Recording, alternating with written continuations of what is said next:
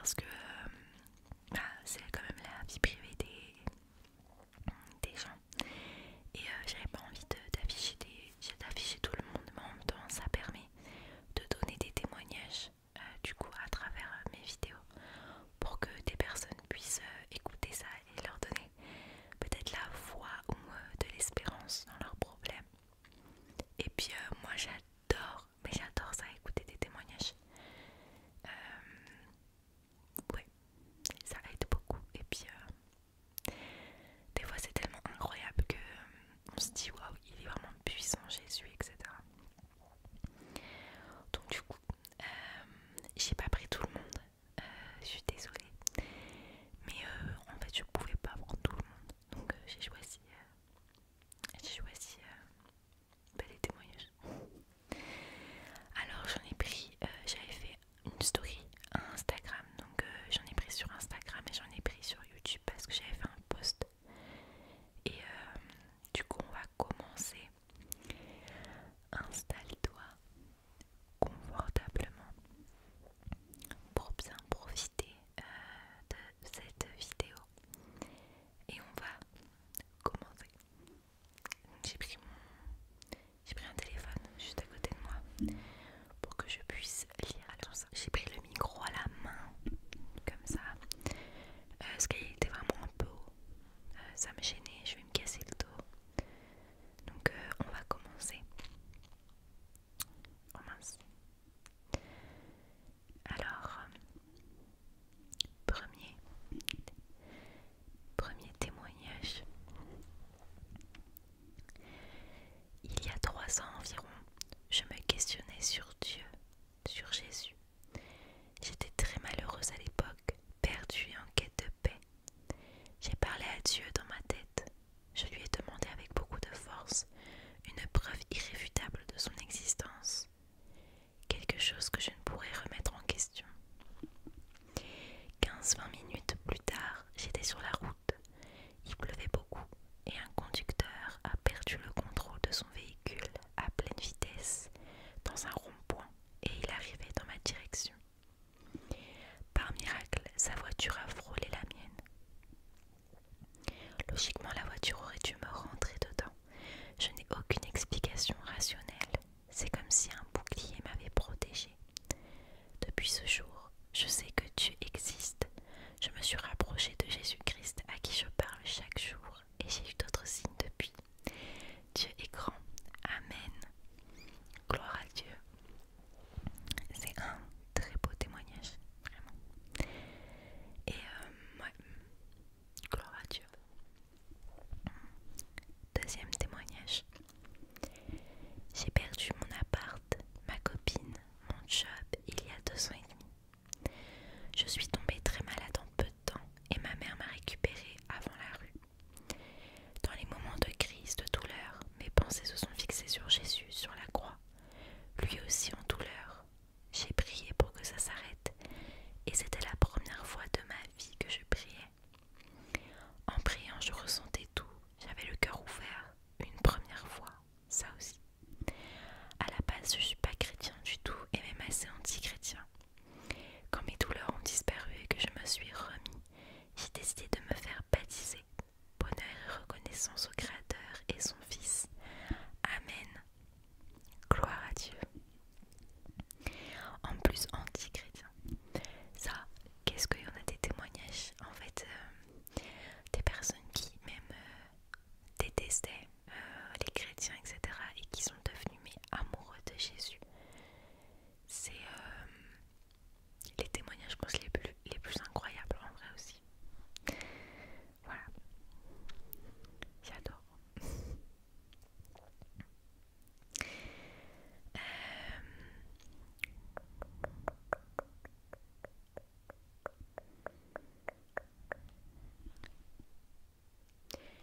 Troisième témoignage. Je cherchais Dieu depuis mes 16 ans. J'en ai 27. Je suis passée par l'islam, l'athéisme et je suis tombée sur un prêche de mon église actuelle sur YouTube pendant le Covid. Petit à petit, Dieu a tracé un chemin jusqu'à lui et je me suis retrouvée 1 an après à habiter littéralement à 20 minutes de cette église, encaissant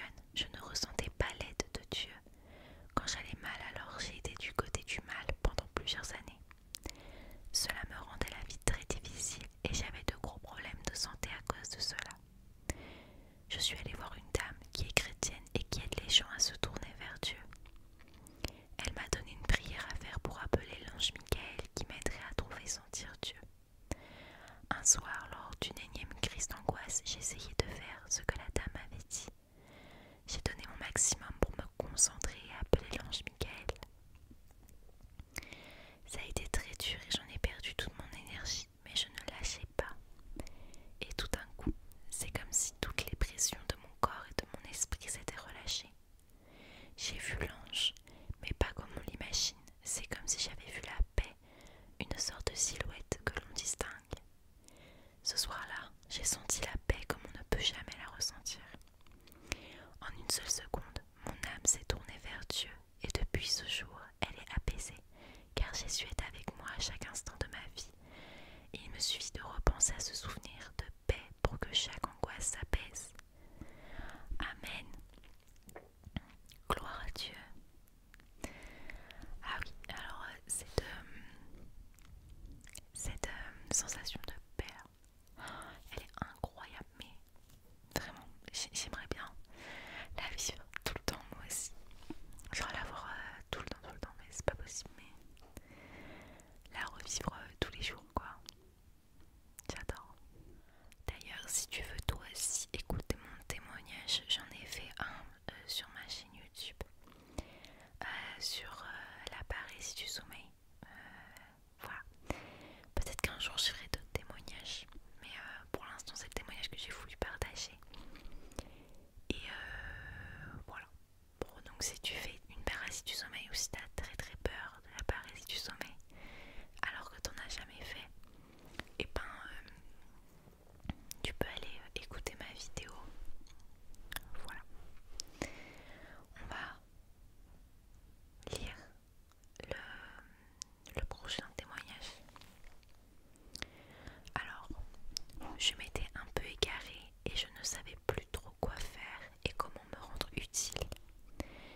J'ai toujours cru, mais j'avais l'impression de ne plus être alignée avec Dieu. J'avais cette sensation en moi que quelque chose voulait me garder à terre. Alors je me suis remis dans la prière chaque jour, à remercier Dieu au quotidien, aider dès que je pouvais et petit à petit cette présence néfaste a rapetissé. Je suis tellement plus épanouie en ce moment, même si je sais que ça ira encore mieux par la suite. Et ça je le dois aux gens qui m'entourent, à des personnes comme toi qui partagent un contenu avec une telle bienveillance. Et bien sûr je remercie Dieu qui m'accompagne quotidiennement et m'aide à me relever quand j'ai un genou à terre. Amen. Gloire à Dieu. En fait, vraiment, Jésus sauve. Incroyable. Alors, c'est parti. On va faire le prochain témoignage. Quand j'étais au collège, tout se passait mal.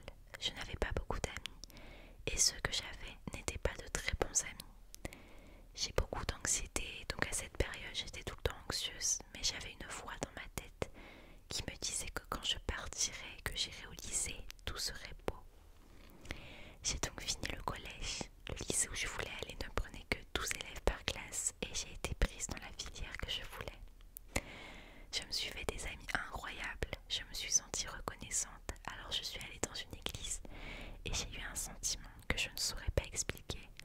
Alors quelques jours plus tard, j'ai acheté la Bible et j'ai commencé. J'ai toujours cru en lui et au collège je priais quelques fois quand ça n'allait pas. Ça a toujours été une évidence et beaucoup de signes par la suite.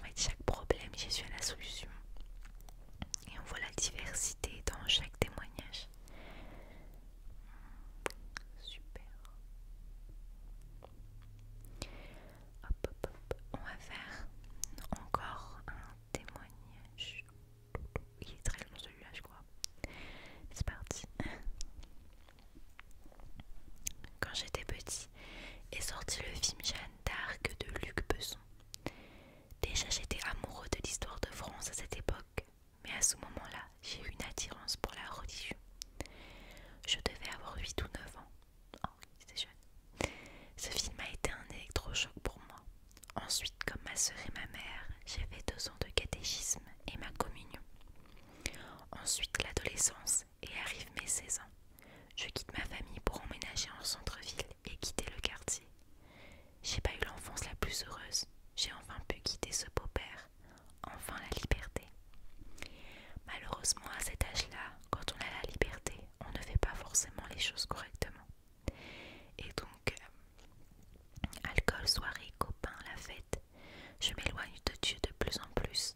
Je ne prie quasiment plus. J'ai une copine avec qui j'aurai 5 ans qui n'est pas particulièrement croyante.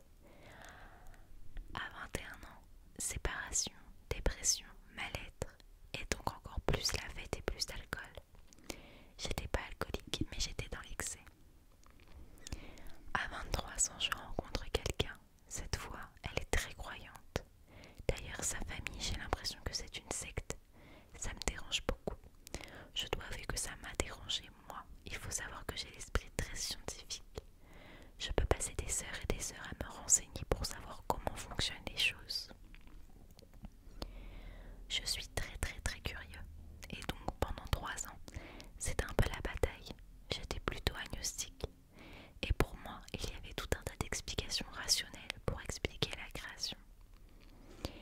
Et j'ai passé des heures à me renseigner dans ce sens. 3 ans plus tard, séparation. Donc rebelote, dépression, alcool, soirée, mal-être et en plus de ça, les maladies qui s'aggravent. Vers 29 ou 30 ans, très malheureux et malade, je ressens comme un appel, l'appel de Dieu.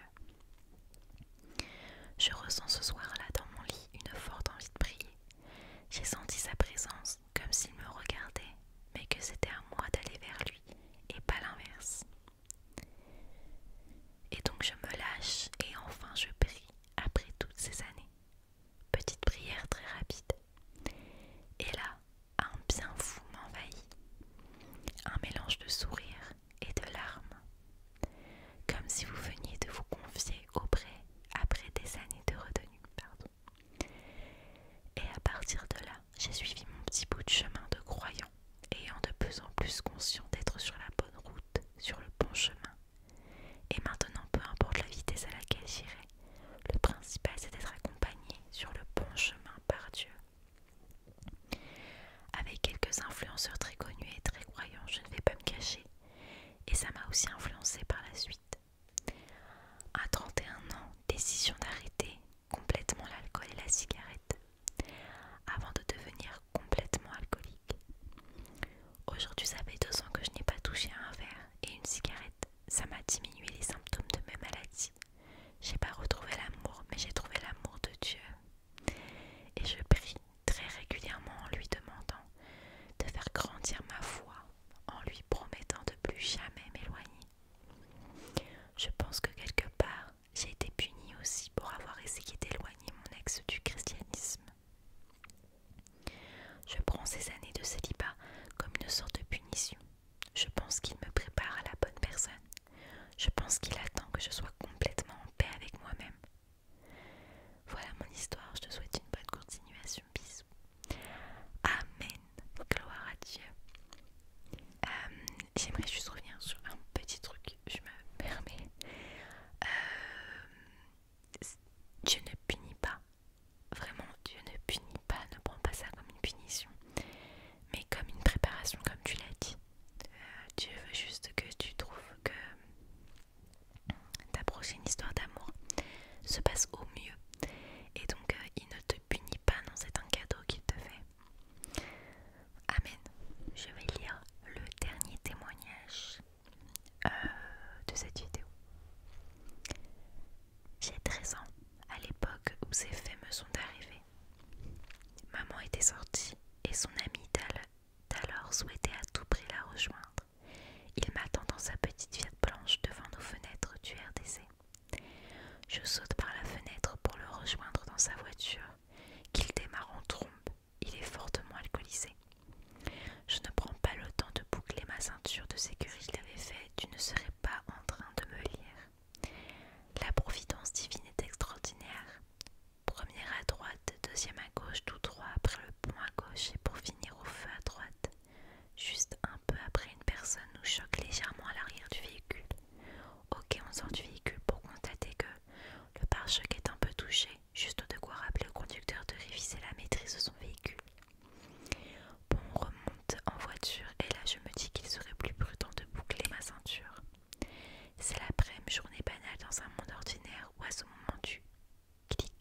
Je me retrouve propulsée en un clin d'œil, en pleine nuit sur mon lit d'hôpital, autour duquel deux aides-soignantes s'affairent à me changer. Pris de panique, je leur demande ce que je fais là. Comment en un instant la nuit est tombée et comment de ma voiture je me retrouve dans ce lit maculé de mes besoins. Elles me répondent que je sors d'un demi-coma qui a duré 3 jours et 3 nuits et que mon accident était bien plus grave que celui que je venais de leur dire, que ma voiture a été percutée à plus de 180 km/h, côté passager par une grosse berline, et que je suis miraculée d'être encore parmi elles. Bon, je n'en crois pas un mot, puisqu'il y a quelques instants encore, il faisait jour, j'étais en voiture, bref je nie tout en bloc jusqu'au moment où je constate les impacts de bris de verre sur mon front puis mon épaule droite et en bas du bas de ma jambe droite également. Et quand je pose le pied par terre, la douleur aiguë atteste de l'authenticité de leurs propos. Mais alors, c'est réel. Quand je me suis rendue sur le lieu du véritable accident, je n'avais rien vu de tel, on aurait dit les traces sur une patinoire ou de la pub pour Monsieur Propre de l'époque, mais en plein carrefour sur du bitume, une folie totale. L'ami de maman, qui s'en est sorti avec quelques contusions et bris de verre aussi, m'a raconté ce qui s'était vraiment passé à la deuxième à gauche. Il a pensé avoir le temps de passer avant ce bolide. Nous arrivons de plein fouet sur notre droite, mais je lui ai crié son prénom et malgré les circonstances, il a eu le réflexe de m'arracher de mon siège et de me placer sur ses genoux, sans quoi je ne serais plus là depuis. Et là, le manège infernal a tourné je ne sais combien de fois sur place, assez pour que les traces y restent durant des années. Quand je me suis rendue à la casse, où les carcasses y étaient entreposées, là jusqu'à ce jour, je me pose la question comment 2 personnes ont-elles pu tenir dans un si petit espace, littéralement écrabouillées en mode boîte de conserve, ou même un chat pourtant ultra souple et passe partout, en principe n'aurait selon ma constatation pu y tenir. Comment ne pas croire au miracle après ça? Quand ce n'est pas ton heure, rien ni personne ne peut décider à la place de notre Créateur. Amen. Gloire à Dieu. Gloire à Dieu de t'avoir sauvé. Incroyable. Voilà. Du coup, j'ai fini de lire tous les témoignages. Et je voulais du coup te remercier à toi qui as laissé ton témoignage. Merci parce que ça pourra aider certaines personnes qui vont écouter cette vidéo. Merci à tous de votre participation. Et maintenant je vais vous souhaiter